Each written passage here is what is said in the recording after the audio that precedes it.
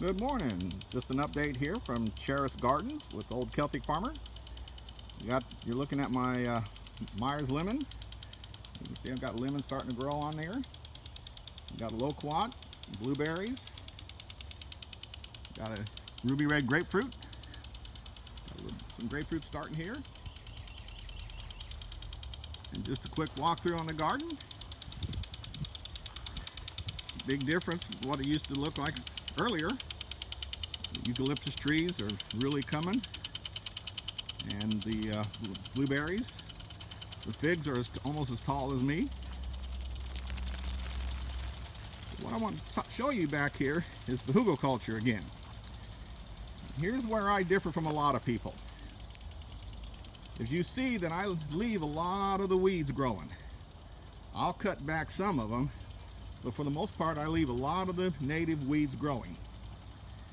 The reason being is because if you look at these weeds here, the native bugs, the little rascals that drive you insane, well, they have to have something to eat. If you're going to be a low imprint farmer, if you're going to be an organic farmer, you're going to have to give nature something to eat. You can't come in, rip everything out, plant your stuff in there, and expect the natives to just ignore your food if you don't give them something to eat. So just go ahead and leave some of the native weeds in there.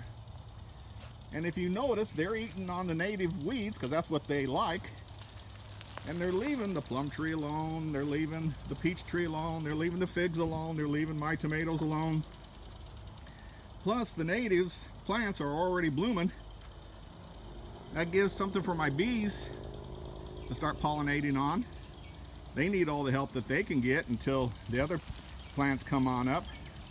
A lot of the weeds will automatically bloom early.